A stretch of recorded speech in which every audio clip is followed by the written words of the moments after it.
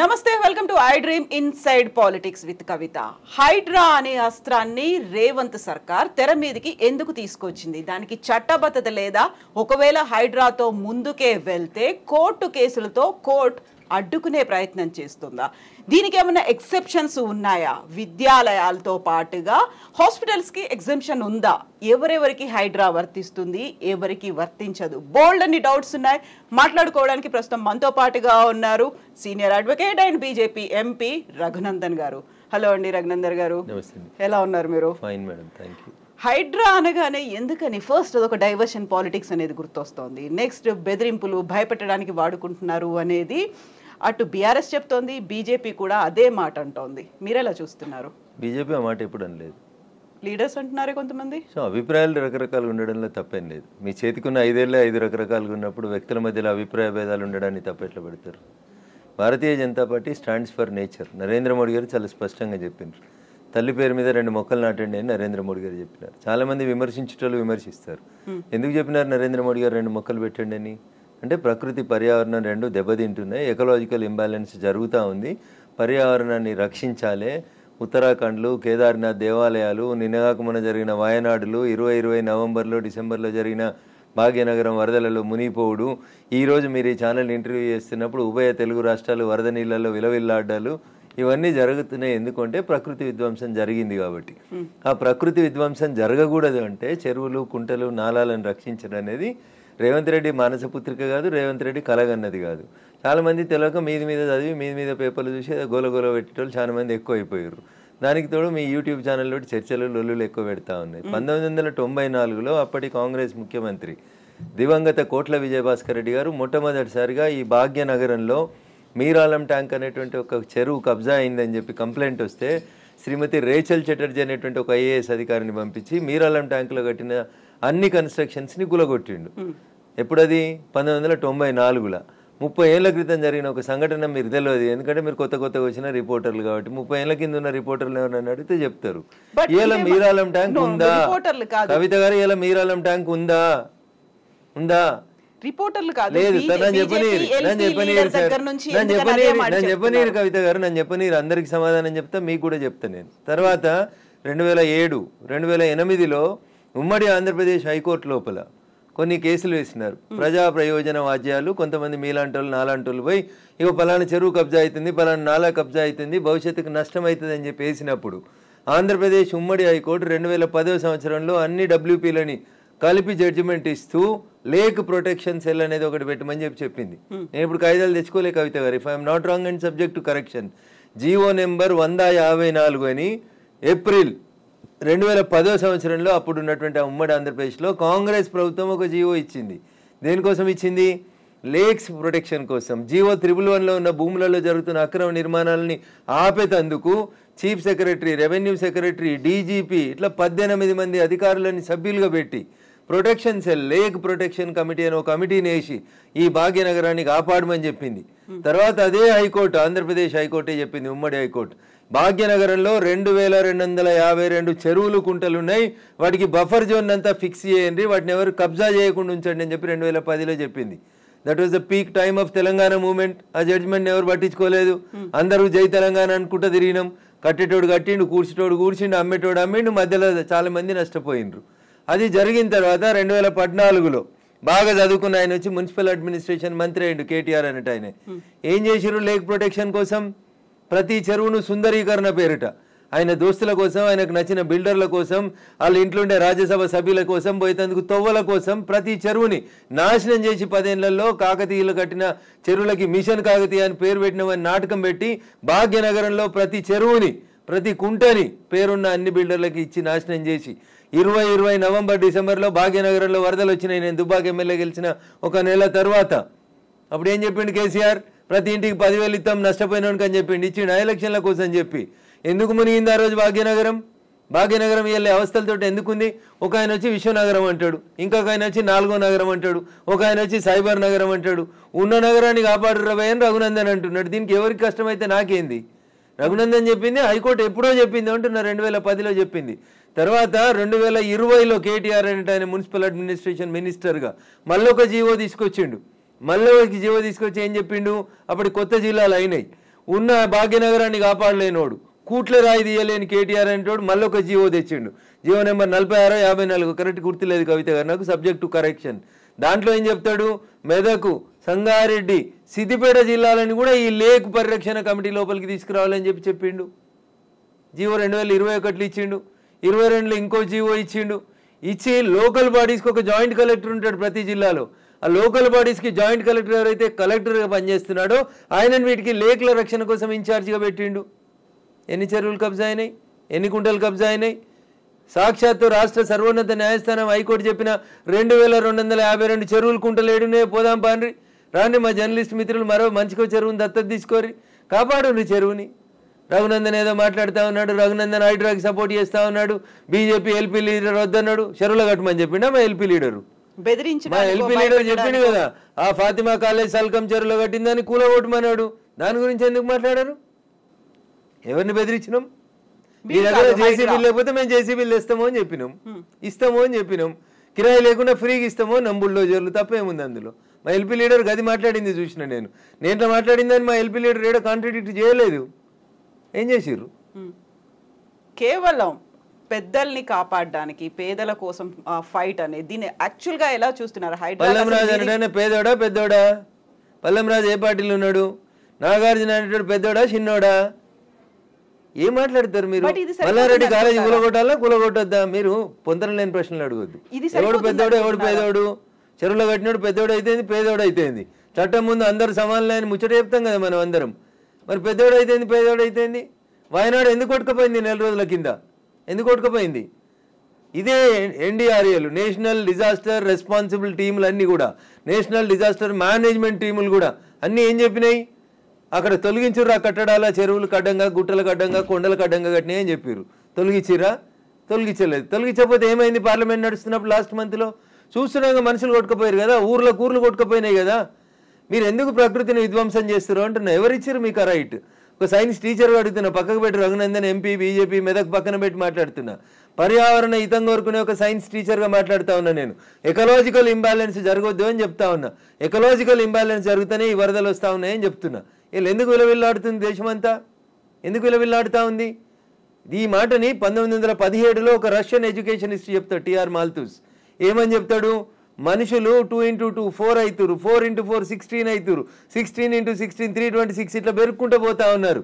కానీ మనిషి అవసరమైనటువంటి పంచభూతాలు గాలి, నీరు ఇవన్నీ పెరుగుతున్నాయి. అట్లా మీరు పెరిగినంత స్పీడ్గా పెరుగుతున్నాయా?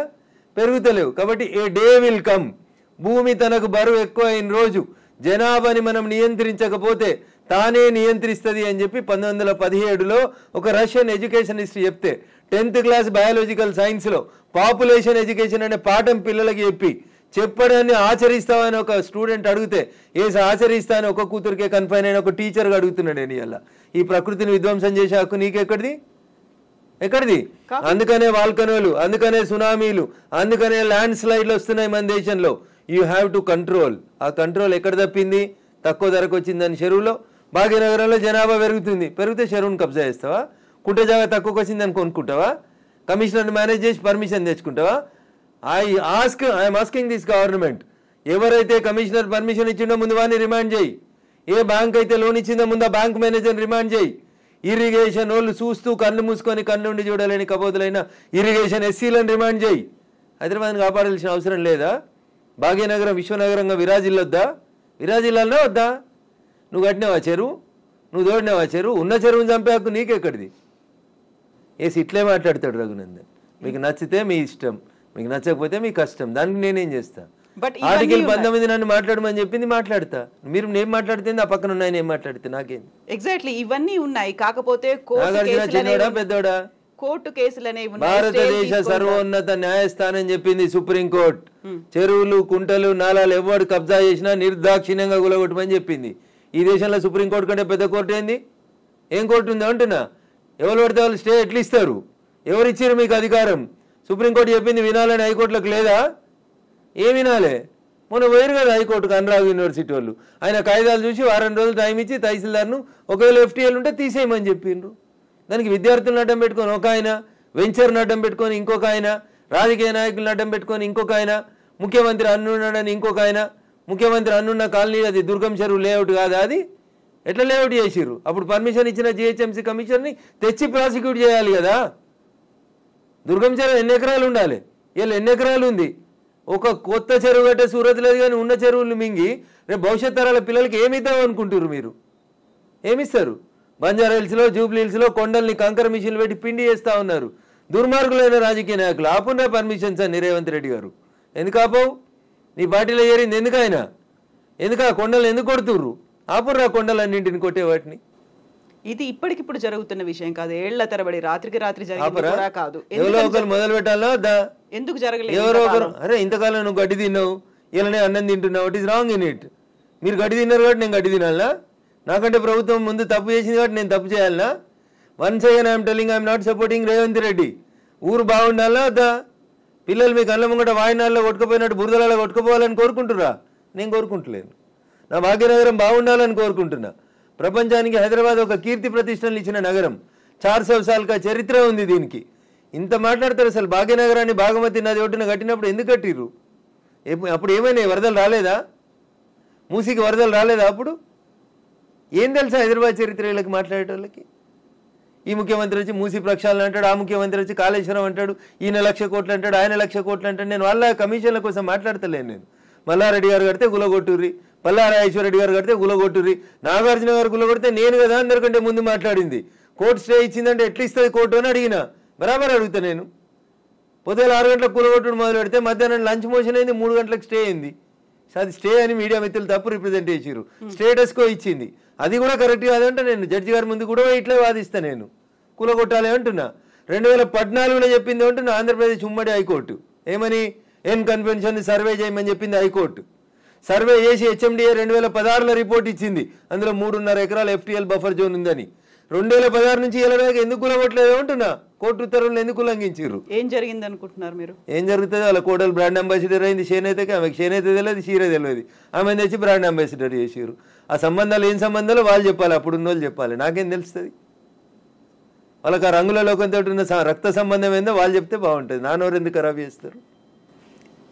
రంగుల లోకంతో రక్త సంబంధం అలా అనుకుంటే కేవలం ఎన్ కన్వెన్షన్ నాగార్జున దాని మీదే ఉంటుందా? ఇప్పటికి పద్మాలయ స్టూడియో మీద లొల్లి పెట్టింది రఘునందన్. ఇదే హరీష్ అని 6 అడుగులు ఉన్నాడు మాట్లాడిండు. మళ్ళీ పర్మిషన్ ఎట్లా ఇచ్చారు ప్రభుత్వం రాగానే? లాంకో హిల్స్ వక్ఫ్ భూమిలో ఉన్నారు. 10 ఏళ్ళు అధికారంలో ఉన్నాడు కేసీఆర్ అంటే. ఆయన ఒక రోజైనా మాట్లాడండి ఆ వక్ఫ్ భూముల గురించి? లగడపాటి కడుతుండని చెప్పి లాంకో హిల్స్ అంతా వక్ఫ్ భూములు దున్నుతాం, పల్గొడతాం, ఇరుగొడతాం అన్నారు. పర్మిషన్ ఎవరు ఇచ్చారో తెలుసా కవిత గారు? పద్మాలయ స్టూడియోలో అపార్ట్మెంట్లు కట్టుకోవడానికి పర్మిషన్ ఇచ్చింది ఇదే గౌరవనీయులు కేసీఆర్ గారు, కేటీఆర్ గారు, హరీష్ రావు గారు. ఆ రక్త సంబంధం ఏందో అడుగుండ్రు. జర్రంత అవతలకి పోతే ఎంఆర్ ప్రాపర్టీస్ అని ఒకటి ఉంటాయి. ఎంఆర్ ప్రాపర్టీస్లో రైతులు, తెలంగాణ రైతులు మా భూములు పోతున్నాయని ఏడిస్తే వాళ్ళకి పైసలు ఇప్పిస్తామని స్పీచ్లు ఇచ్చిండు. ఇదే కేటీఆర్, అదే హరీష్ రావు, అదే కేసీఆర్ అన్నట్టు. ఆయన 10 ఏళ్ళు మంత్రులుగా పదవి అనుభవించారు. ఎన్నడన్నా ఎంఆర్ ప్రాపర్టీస్లో భూములు కోల్పోయిన రైతుల గురించి మాట్లాడేందుకు వీళ్ళకి నోరు వచ్చిందా? ఎందుకు రాలేదనుకుంటారు కవిత గారు? కారల్ మార్క్స్ అని కమ్యూనిస్టు సిద్ధాంతకర్త చెప్తాడు, మానవ సంబంధాలన్నీ ఆర్థిక సంబంధాలనే చెప్తాడు. అందుకనే రాఘవేంద్రరావు సినిమాక్స్ని ముట్టలేదు టీఆర్ఎస్ పార్టీ. పద్మాలయ స్టూడియోస్లో అపార్ట్మెంట్లు కడుతుంటే సపట్లు కొట్టిర్రు. ఎంఆర్ ప్రాపర్టీలో తెలంగాణ రైతులు మునిగిపోతే నోరు మూసుకున్నారు. నాలాంటి ఎవడో మాట్లాడాలి కాబట్టి మాట్లాడడం మొదలు పెడతా ఉన్నాం. I stand for the poor only. నేను ఇప్పుడు ఈ రాష్ట్ర ప్రభుత్వాన్ని డిమాండ్ చేస్తా ఉన్నా. కానీ నేను అమ్ముతురు కదా కోకాపేటలో ఎకరం 100 కోట్లు పెట్టి 100 ఎకరాలు అమ్మిండ్రు కదా. ఆ పక్కన ఇంకా 150 ఎకరాలు ఉంది ప్రభుత్వ భూమి. ఇప్పుడు ఈ ఇండ్లు పోతున్న వాళ్ళందరికీ ఒక 25 ఎకరాలు లేఅవుట్ చేయండి. ఈ పేదోళ్ళందరికీ మంచికి 100 గజాల స్థలం ఇయ్యండి. ప్రధానమంత్రి ఆవాస్ యోజన కింద ఇంటి పైసలు 5 లక్షలు ఇయ్యండి. ఇందిరమ్మ ఇంటి కింద నువ్వు 5 లక్షలు. ఈ నాలాల మీద కట్టుకున్న వాళ్ళు, చెరువులు కుంటలలో కట్టుకున్న వాళ్ళ కోసం ఏంది కోకపేటలో 100 కోట్లకు ఎకరం పోయే భూమిలో వీళ్ళకి లేఅవుట్ చేసి 25 ఎకరాలు అక్కడ ఉప్పల్ బగాయితో లగాయితో అని పెట్టి అమ్మిర్రు కదా ఊడా యాక్షన్ పెట్టి. అట్లా ఈ గరీబ్ వాళ్ళందరికీ తీసుకొచ్చాడు కాలనీ కట్టు. వీళ్ళు అరువులు కాదా 100 కోట్ల భూమిలో ఉండేందుకు? 10 ఏళ్ల క్రితం కట్టుకున్న ఇల్లు కన్నం కూడా కూలిపోతుంది కదా, బాధపడుతురు కదా. వాళ్ళని తీసుకొచ్చాడు 25 ఎకరాలు లేఅవుట్ చేయి Revanth Reddy. Then I will support you, then I will congratulate you. అంతేగాని అసదుద్దీన్ ఓవైసీ ఇచ్చిన ఉడత ఊపులకు భయపడితే 400 కాదు 4000 స్టూడెంట్స్ ఉన్నారని బెదిరిస్తాడు. ఎందుకు సల్కం చెరువు కూల్తలేదు? కూలాలి కదా సల్కం చెరువులో ఉన్న ఫాతిమా మెడికల్ కాలేజ్. ఎందుకు భయపడుతున్నారు? ఏమవుతుంది రేవంత్ రెడ్డి గారు? మొదలు పెట్టినావు కదా, కొట్టేసేయన్ని. అపప్రద నీకెందుకు? మల్లారెడ్డితోటి పాతపాగుందని, పల్లారాజేశ్వరరెడ్డి పార్టీ మారతలేడని కొడుతున్నారన్న చెడ్డ పేరు ఎందుకు? ముందు అసదుద్దీన్ ఓవైసీ తోటి మొదలుపెట్టు. సో మధ్యలో విద్యా సంవత్సరం అక్కడ ఆల్టర్నేట్ అనేది దసరా సెలవులు వస్తాయి కదా, ఇమ్మీడియట్ గా ఆల్టర్నేట్ ఇంకో ఎందుకు దొరకదు? కాలేజ్ లో ఎందుకు దొరకదు? అకామిడేట్ చేయడానికి ఎందుకు దొరకదు అంటున్నా. ఒక్క రోజులో కట్టేస్తారు. ఇప్పుడు అంతా కిర్బీ షీట్లు అనే స్ట్రక్చర్లు వచ్చినాయి కదా, టెంపరీ స్ట్రక్చర్లు. 20 మొత్తం రింగ్ రోడ్ పక్కన అన్ని బిల్డింగ్లు ఖాళీగా ఉన్నాయి, తీసుకొని కట్టుకోమని ఉండ్రి. ఇన్ని రోజులు అనుభవించారు కదా చెరువులో కట్టుకొని, దానికి రెంట్ కట్టుర్రి ప్రభుత్వానికి. ఫీట్ కింద వసూలు చేయాలి రేవంత్ రెడ్డి గారు ప్రభుత్వం ఇవాళ. నిజంగా ఎవరైనా పేదలకు నష్టం జరుగుతుంది చెరువులలో తెలిసి తెలియక అమాయకంగా ప్రభుత్వం లేఅవుట్కి పర్మిషన్ ఇస్తే కట్టుకున్న వాళ్ళు ఉన్నారు, వాళ్ళందరినీ తీసుకొచ్చి కోకపేటలో పెట్టండి అంటున్నా. ఏంది ప్రాబ్లం ఏంది మీకు? గరీబులు అక్కడ ఇల్లు కట్టుకోదా కోకపేటలో? కట్టుకొని 100 గజాలు, 100 కాకపోతే 150 గజాలు, ఇంకా 150 ఎకరాలు ఉంది కదా ఆడ. నిజంగా నీకు హైదరాబాద్ శుద్ధి చేయడమే నీ లక్ష్యం అయితే రేవంత్ రెడ్డి గారు, కోకపేటలో ఉన్న 150 ఎకరాలలో ఎన్ని ఇల్లు పోతున్నాయో ఐడెంటిఫై చేయి, అందరికీ మంచికి 100 గజాలకు పట్టాలి, అప్పుడు ప్రజల్ని నర్శిస్తారు. ఇప్పుడు జీవో 111 కాదు, అంతకుముందు వాల్టా యాక్ట్లు ఇవన్నీ కూడా వచ్చాయి మన వాటర్ బాడీస్ ని ప్రొటెక్ట్ చేసుకోవాలి. నాకంటే ముందున్న వాళ్ళు ప్రతి ఒక్కరు తప్పు చేసిండని ఇప్పుడు నన్ను తప్పు ఏమని అడిగే అధికారం మీకు? అంటే ముందు నుంచి ఎందుకని ఫోకస్ పెట్టలేకపోయారు? ప్రెషర్స్ ఏమున్నాయి? ఎవరికి భయపడ్డారని మీరు? రాజకీయ నాయకులకి, రియాల్టర్లకి, వాళ్ళు ఇచ్చే పైసలకి. ఇంతకంటే ఎక్కువ ఏముంటుంది తల్లి? కట్టే కొట్టే తెచ్చిమంటే ఇంతే. రాజకీయ నాయకులకి ఎవరో ఫైనాన్స్ చేసేటోళ్ళు, ఫండ్ ఇచ్చేటోళ్ళు, ఎవరో ఒక బిల్డర్ ఉండి అన్న నేను ఈ చెరువు పక్కన జరంత మట్టి పోసి అమ్ముకుంటా అంటే అమ్ముకోమంటాడు, చూసి చూడనట్టు పొమ్మంటాడు, అయిపోతుంది. అది 1 పోయి 2 అవుతుంది, 2 పోయి 3 అవుతుంది. అట్లా వాడు పోసిండని వీడు పోసి, వీడు పోసిండని ఇంకోటి పోసి. సో ఇప్పుడు మనకి వానలు, వరదలు, ఇవి మునిగిపోవడాలు ఇలాంటివన్నీ ప్రతిసారి వచ్చినట్టే. ఇదంతా ఎకలాజికల్ ఇంబాలెన్స్. ఎగ్జాక్ట్లీ, ఇదంతా ఎకలాజికల్ ఇంబాలెన్స్. ప్రకృతిని కాపాడండి, పర్యావరణాన్ని ప్రేమించండి. లేకపోతే ఇప్పుడు మంచినీళ్ళు తాగమంటే బాటిల్ పెట్టినట్టు రేపు ఆక్సిజన్ సిలిండర్లు జబ్బ మీద వేసుకొని మీ మన్మరాలు తిరగాల్సిన దుస్థితికి పోతారు మీరు. ఆ పరిస్థితి రాకుండా కాపాడండి అంటున్నా. ఎగ్జాక్ట్లీ. సో కోర్టు నోటీసులు, స్టేలు, ఆ తర్వాత స్టేటస్ కో మెయింటెనెన్స్లు ఇవన్నీ కూడా అంటే ప్రతిదీ ఏది టచ్ చేద్దామన్నా మళ్ళీ కోర్టుతో లింక్ అయి ఉంది కాబట్టి ఇది కూడా ఎక్కువ కాలం నిలవదేమో హైడ్రా అనేది కూడా వినిపిస్తుంది. యాజ్ అడ్వకేట్ మీరేం చెప్తారు అసలు? సో నేనేమంటున్నా, శుభం గోర్ర పెళ్లి కొడుకు అంటే ఏదో అన్నాడంటే అట్లున్నది మా కవిత ఆలోచన. ఎందుకు ముందు నుంచి అనేది అదే కదా, కవిత ఆలోచన దగ్గరికి వెళ్ళింది అనగానే కోర్టు స్టే కోర్టు పరిధిలో మాట్లాడము అనే మాటలు ఎవరు? నేను మాట్లాడుతూనే ఉన్నా కదా రోజు. నో, మీరనట్లేదు, ఆక్యుపై చేసుకున్న వాళ్ళ దగ్గర నుంచి వచ్చే సమాధానం అదే, కోర్టు పరిధిలో ఉంది కాబట్టి. తప్పించుకునే ప్రయత్నం తప్ప ఏముంటుంది? దొంగకు తేలుగుడితే ఏం చేస్తాడు? తేలుగుట్టిందని చెప్తాడా? సపరేట్గా నోరు మూసుకొని పోతాడు. గట్లే ఉంటుంది. ఏం స్టే ఉంది? స్టే ఉంది అని ట్వీట్ చేసి ఏడ స్టే ఉంది? ఏ కోర్టులో స్టే ఉంది? ఏంది స్టే? స్టేలు సంవత్సరాలు ఉండొద్దని ఇదే సుప్రీంకోర్టు చెప్పింది అంటున్నా. మా గౌరవ న్యాయమూర్తులు అట్లా సంవత్సరాలు స్టే ఇయ్యరు. స్టే ఈజ్ టెంపరవరీ అంతే. 15 రోజులు, నెల, 2 నెలలు, 3 నెలలు అంతే. స్టే ఏంది? 2014లో ఎన్కన్వెన్షన్ సర్వే చేయమని 2024 దాకా స్టే ఇచ్చిరా? ఏ కోర్టు ఇచ్చిందో చూపెట్టురు నాకు. మీ అంత చదువుకోకపోవచ్చు కానీ నాకు స్టే అంటే ఏందో అర్థం తెలుసు. జర చూపెట్టుర్రి. హైడ్రాకి విధి విధానాలు లేవు, సరిగా ఏది ఫామ్ చేయకుండానే ముందుకెళ్ళిపోతున్నారు, బుల్డోజర్ సర్కార్ని తీసుకొస్తోంది హైడ్రా పేరుతో అనే వాదనని ఎట్లా చూస్తారు మీరు? మీకు వచ్చిన కడుపు నొప్పింది. మీరు ఫేర్గా ఉన్నారు కదా, మీరు నీతిగా ఉన్నారు కదా, మీరు పర్యావరణం బాగుండాలని కోరుకుంటారు కదా, ఈ భాగ్యనగరం బాగుండాలని కోరుకుంటారు కదా. In what way you are agreed by it? మీకు వచ్చి నష్టమైంది అంటున్నా. ప్రజల చేత, ప్రజల కొరకు ప్రజలు ఎన్నుకున్నటువంటి ప్రభుత్వాలు తీసుకునే నిర్ణయాలని ఏం చేస్తారు మీరు? కోర్టు ఎందుకు అడ్డుకుంటుంది? కోర్టుకుండే అధికారాలు ఏంటి? ఎంతవరకు అడ్డుకోవాలో అంతవరకే అడ్డుకుంటుంది. నేను చెప్తున్నా కదా, ఈ దేశ సర్వోన్నత న్యాయస్థానం సుప్రీంకోర్టు చెప్పింది కూలగొట్టమని. సుప్రీంకోర్టుకు భిన్నంగా లోకల్గా ఉండేటువంటి జడ్జీలు అట్లా ఇస్తారా జడ్జిమెంట్లు? నాకు తెలిసినంత వరకు అయితే ఎవరు కవిత గారు. సో ఇప్పుడు హైడ్రాని సడన్ గా తెర మీదకి తీసుకొచ్చింది. 1994 ఒక హైడ్రాని తీసుకొని రావడం అనేది భయపెట్టడానికో, బెదిరించడానికో, లేకుంటే రుణమాఫీ 6 గ్యారంటీ స్కీములు అడుగుతున్నారు కాబట్టి డైవర్షన్ పాలిటిక్స్ అనే వాళ్ళకి ఏం చెప్తారు మీరు? నేను అంటున్నా, రుణమాఫీ చేయాల్సిందే, ఇచ్చిన 6 హామీలను అమలు చేయాల్సిందే. రైతులకు చెప్పినటువంటి రుణమాఫీ, యువతకు చెప్పిన డిక్లరేషన్, మహిళలకు ఇచ్చినటువంటి మహిళా డిక్లరేషన్ అన్నీ చేయాల్సిందే. అవి చేసి ఇది వదిలేద్దామా? అవి చేయాల్సిందే, ఇవి చేయాల్సిందే. ఇది చేయమని చెప్పురు, అది చేయమని లొల్లి పెడతాం. మేము లొల్లి పెడుతూనే ఉన్నాం కదా. బీజేపీ ప్రశ్నిస్తున్న, బీజేపీ పేరిట ప్రశ్నిస్తున్న తెలంగాణ పేరిట మేమంతా నడుపుతూనే ఉన్నాం కదా. రైతన్నల రుణమాఫీ కోసం మాట్లాడితే హైడ్రా గురించి మాట్లాడొద్దా? బట్ అది డైవర్షన్ కోసమే చేస్తున్నారు అనే మాట. So I don't have any comment on this particular issue. నేనేమంటున్నా, నేను రుణమాఫీ కాలేదు, రైతులతో చేయించేది రైతులతో చేపిర్రి, హైడ్రాకి దానికి ఏం సంబంధం అంటున్నా. ఎందుకు రాస్తున్నాయి పేపర్లు హైడ్రా గురించి అంత గొప్పగా? వదిలేసారు, ఆయన పని ఆయన చేసుకుంటూ పోతాడు, మీ పని మీరు చేసుకోరు. రుణమాఫీ గురించి మీరు రాయమంటే రాస్తారా? రాయరు కదా. రైతులు మాట్లాడితే మన పేపర్లో హెడ్ లైన్స్ రావు కదా. ఏమవుతాయి మనకి? హైడ్రా హైడ్రా మా కేటీఆర్ అంటాడు, ఆయన పోయి అమెరికాలో అంటాడు. అది ఫుల్ హాఫ్ పేజీలు వస్తుంది, పెద్ద పేజీలలో వస్తుంటుంది. ఫస్ట్ పేజీలలో 119 ఎమ్మెల్యేలలో ఆయన యువరాజు అయినట్టు ఆయన మాట్లాడితే పైన ఒక బాక్స్ కట్టి రాస్తారు మీరు. ఆయన కట్టిన జన్వాడ ఫామ్ హౌస్ నాది కాదని స్టేట్మెంట్ మారుస్తాడు. ఒక్క మీడియానైనా రాసిందా? రేవంత్ రెడ్డి అన్నట్టు ఆయన అరెస్ట్ చేసిన రోజు ఈ ఫామ్ హౌస్ నాది, ఇగో దాని మీద డ్రోన్ ఎగిరేసినావు, ఇగో క్రైమ్ నెంబర్ ఇంత, నార్సింగ్ పోలీస్ స్టేషన్ అని తీసుకొచ్చి ఒక్కరైనా రాసిరా మా జర్నలిస్ట్ మిత్రులు? ఇవాళ అది నోరా మోరా, ఇది నాది కాదు నా దోస్తుంది అని చెప్తే ఎందుకు రాయారు? ఆ రోజు స్టేట్మెంట్ ఈ రోజు స్టేట్మెంట్ రెండు పక్క పక్కన పెట్టి ఎందుకు చూపాయించారు? ఎలక్ట్రానిక్ మీడియాలో ఎందుకు చూపెట్టారు? ఎందుకు చూపెట్టరు అంటున్నా. ఎవరా దోస్తు? ఎందుకు నీకు లీజుకి ఇచ్చిండు? ఆయనకు నీకున్న వ్యాపార సంబంధాలు ఏంది? అది కదా మీరు బయట పెట్టాల్సింది. మునిపోయిన కంపెనీకి వారసుడు కదా ఆయన, నీకు జాగి ఇచ్చిన ఆయన, లీజ్ ఇచ్చిన ఆయన. 8,000 ఎట్లా ఎగ్గొట్టిర్రాళ్ళు ఈ దేశంలో. అది మాట్లాడుకుందాం గట్లా. ఇవి మాట్లాడితే మంచిగా ఉంటాయి కదా కవిత గారు. ఆయన డింగ్ డింగ్ అని ఎగురుకుంటూ పోయి జొన్నవాడ ఫామ్ హౌస్ ఆ రోజు ఎందుకు చేసినావు? డ్రోన్లు ఎగురుతలేవా? తెలంగాణలో డ్రోన్ ఏడా ఎగురుతలేదా?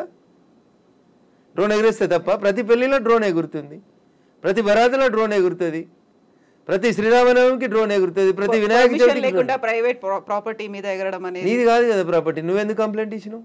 నీకెందుకు కడుపున వచ్చింది? జొన్నవాడ ఫామ్ హౌస్ నీది కాదు కదా, నీ దోస్తుంది కదా. ఒక ఎంపీ పార్లమెంట్ నడుస్తుంటే ఢిల్లీకి వెళ్ళి హైదరాబాద్కి పోతే ఎయిర్పోర్ట్కి వెళ్ళి పట్టుకొచ్చి రిమాండ్ చేసారు కదా నార్సింగ్ పోలీసు వాళ్ళు. అప్పుడు ఎందుకు చేసినావు? నీది కాని ఫామ్ హౌస్లో, నీ దోస్తు ఫామ్ హౌస్లో ఎవరు నీ దోస్తు పేరు చెప్పు, ఆయనకు ఆస్తి ఎక్కడిదో చెప్పు, ఏ కంపెనీ పెట్టి షేర్లు ముంచిరో చెప్పు, ఏ కంపెనీ పెట్టి వాళ్ళు నాయన జైలుకి పోయిండో చెప్పు, గవి చెప్పు కదా. వాస్తవాలు జనాలకి తెలియకుండా చేస్తారు కాబట్టి నాలంటోడు మాట్లాడాల్సి వస్తుంది. హైడ్రామా అన్నారు, ఎవరు చేస్తున్నారు హైడ్రామా? అన్నోడు చేస్తున్నాడు అంతే. ఎవడు అన్నోడు? ఎవడు పేరు చెప్తాలి, చెప్తావా? వాని చరిత్ర ఏందో చెప్పిపోతే. మీరు అన్నారు ఇప్పుడు హైడ్రామా చేస్తున్నారని. నేను చెప్పలేదు, ఆ పొరపాటున కూడా అనలే. హైడ్రా వాళ్ళ పనులు చేసుకుంటూ పోనీరు అంటున్నా. సల్కం చెరువును గులగొట్టిన రోజు రంగనాథ్ సంగతి అడుగుతా, నేను రేవంత్ రెడ్డి సంగతి కూడా అడుగుతా. మొదలు పెట్టగానే అడ్డమైంది కాలాల్లో కట్టే పెడతారు అంటున్నా. మల్లారెడ్డి కాలేజీని గులగొట్టకపోతే అడుగుతా నేను. స్టే ఇస్తే కోర్టుకు ఆర్గ్యూ చేస్తా, స్టే వేకెట్ చేయమని ఆర్గ్యూ చేస్తా. తప్పేముంది అందులో? నీతిగా ఉన్నా, నిజాయితీగా ఉన్నా కాబట్టి నిజాయితీ వైపే ఉన్నా, ధర్మం వైపే ఉన్నా, మా పార్టీ గట్టే ఉండమన్నది. గిట్లే మాట్లాడితే గడిదిక్కే ఉంటా. పేదవాళ్ళకు నష్టం అవుతుంది. రేవంత్ రెడ్డి దగ్గరికి పోతాం, లొల్లి చేస్తాం, కూలిపోతున్న వాళ్ళ కోసం అక్కడ లేఅవుట్ 25 ఎకరాలు చేయమని అంటుతాం. అది ధర్మం. అది కడుపు కాలినందుకు నిలబడతా ఖచ్చితంగా. So Raghunandan Rao advocate and రాజకీయ నాయకుడు, ఇప్పుడు ఒకవేళ ఏదైనా మాట్లాడాలి అంటే ఊరికే అలా ఆరోపణ చేయకుండా ఆధారాలతో సహా చూపిస్తాడు అనేది. జన్వాడ ఫామ్ హౌస్ కి సంబంధించి మీ దగ్గర అన్ని ఆధారాలు ఉన్నాయా? నేను ఎప్పుడు దాని మీద ఇన్వెస్టిగేషన్ చేయలేదు. నేను ఎందుకని? నేను వ్యక్తిగత జీవితాల్లోకి, ఎవరి జీవితాల్లోకి పోవాలనుకోలేదు. సరే, అప్పుడు రేవంత్ రెడ్డి పోయినాడు, ఆయన దగ్గర ఆధారం ఉంటేనే పోయిండని నేను అనుకుంటున్నా. అది వాళ్ళిద్దరికి సంబంధించిన వ్యక్తిగతమైన పంచాయతీగా చేసుకున్నారు వాళ్ళు. Let it be decided. నేను ఇవాళ అడుగుతుంది ఏంటంటే, మీకు జన్వాడ ఫామ్ హౌస్ నాది, నా వ్యక్తిగత జీవితానికి భంగం వాటిల్లింది, మా ఫామ్ హౌస్ మీదకి వచ్చి డ్రోన్ కెమెరా ఎట్లా ఎగిరేస్తారు, ఇవి రఘునందన్ మాట్లాడలే. ఆ రోజున్న యువరాజు కేటీఆర్ మాట్లాడిండు. మా ప్రైవేట్ ఆస్తులకు వచ్చి డ్రోన్ కెమెరాలు ఎగిరితే కేసు పెట్టమా అని మాట్లాడిండు. ఇవాళ ఫామ్ హౌస్ నాది కాదు అని చెప్పడానికి అది నోరా మోరా అని అడుగుతున్నా. దానికి సమాధానం చెప్పు. ఏం పెట్టి కడిగిరు? ఫినాయిల్ పెట్టి కడిగిరా? 3 ఏళ్ల కింద రేవంత్ రెడ్డిని డిమాండ్ చేసిన రోజు నీ ఫామ్ హౌస్ ఎట్లయింది? ఇవాళ అది నిబంధనలకు వ్యతిరేకంగా పెట్టిరని గవర్నమెంట్ ఇన్వెస్టిగేషన్ చేస్తే అది నాది కాదు, మా దోస్తుంది. ఇంత దారుణమైన అబద్ధాలు ఆడితే ఎట్లా? నేను అడిగిన దాంట్లో ఏమైనా తప్పుంటే చెప్పురు కవిత గారు. మీకు డౌట్ ఉంటే నేను ఆ రోజు కేటీఆర్ మాట్లాడిన మాట, ఈ రోజు కేటీఆర్ మాట్లాడిన మాటలు 2 పంపిస్తా. ఈ ఇంటర్వ్యూ మధ్యలో ఆపి అది ప్లే చేయండి, తెలుస్తుంది మీకు. జనాలకు వాస్తవాలు చెప్పుమర్రి.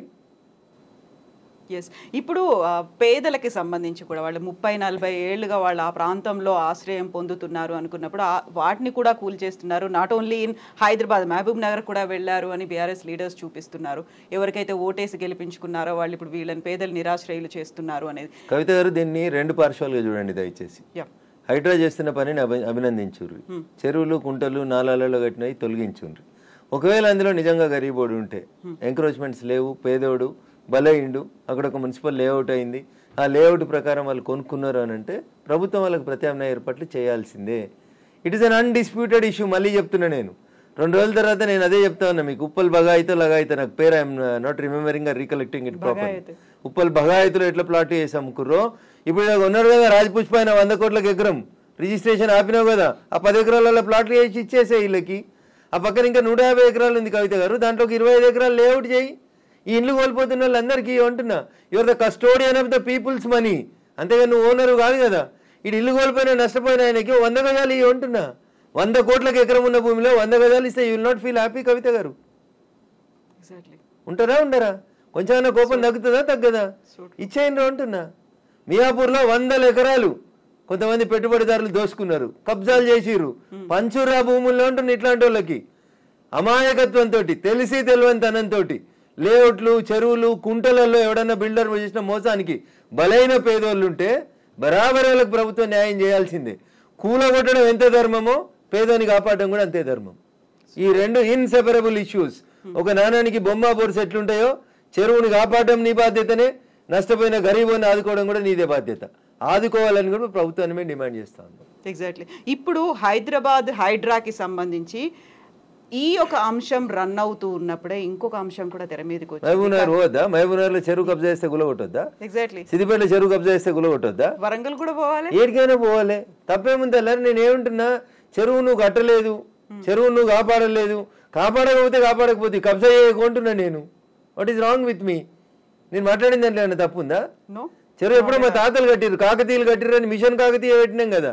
కాకతీయులు కట్టిన చెరువుని కూర్చేద్దాము ధైర్యం నీకెక్కడిది? మహబూబ్ నగర్ అన్నారు, మీరు ఏమంటున్నా సిద్దిపేటకు రాని, కరీంనగర్కి రాని, నిజామాబాద్కి రాని, వరంగల్కి రాని, చెరువు ఏడ పొడిస్తే ఆ ఊరికి రాని అంటున్నా. దానికి ఊర్లు ఎందుకు? ఇంకా చెరువులు తెలంగాణ మాది కాదా? మీరెవరు అంటున్నా చెరువులు, కుంటలు, నాలాలు కబ్జా చేసేందుకు? నెక్స్ట్ జనరేషన్ కూడా కావాలి కదా.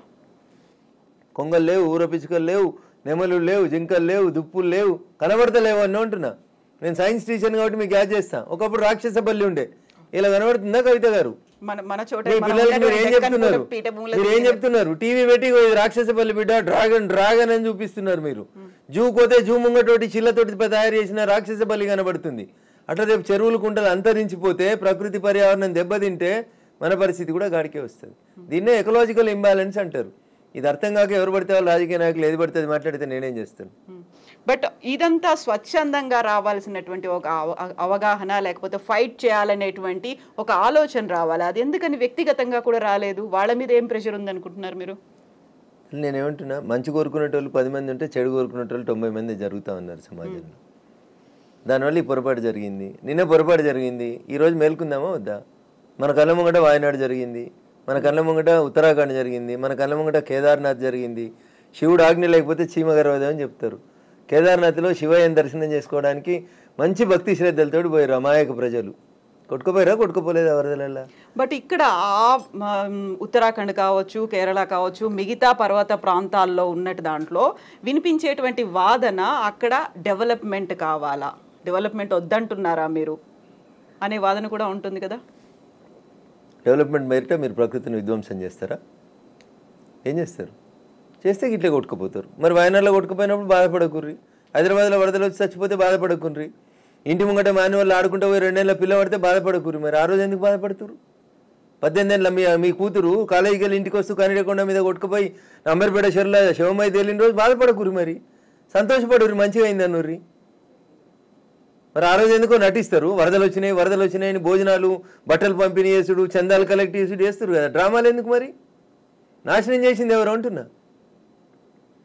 నన్ను అడిగితే తెలంగాణ కాదు, మొత్తం దేశంలో ఉన్న అన్ని చెరువులు, కుంటల్ని కాపాడాల్సిన బాధ్యత ఆయా రాష్ట్రాల్లో ఉన్న ప్రభుత్వాలే తీసుకోవాలి. వాట్ అబౌట్ కేంద్ర ప్రభుత్వం? కేంద్ర ప్రభుత్వానికి దాంట్లో రెస్పాన్సిబిలిటీ తక్కువ ఉంటుంది తల్లి. మేము వచ్చి ఇక్కడ ఏమైనా చేసినాం అనుకో, ఏం మాట్లాడతారు మీలాంటి జర్నలిస్టులు? పొద్దున్నే స్టూడియో పెట్టి కేంద్రం రాష్ట్ర ప్రభుత్వాల విధులలో జోక్యం చేసుకుంటా ఉంది, ఇది రాష్ట్రం సబ్జెక్టు, కాపాడమని రాష్ట్రాలకే చెప్తున్నాం. మేము పాలించే రాష్ట్రాలు కూడా 18 ఉన్నాయి కదా, ఆడ కూడా అప్పుడప్పుడు మేము బుల్డోజర్లు పెడుతున్నాం కదా దేశవ్యాప్తంగా. పెట్టురు మీరు కూడా, మిగతా ముఖ్యమంత్రులు కూడా పెట్టురు. ఎస్ రఘునందర్ గారు, థ్యాంక్ యూ సో మచ్ అండి. మళ్ళీ మనం మాట్లాడుకుందాం, బోల్డని విషయాలు ఉన్నాయి కాబట్టి. Thank you.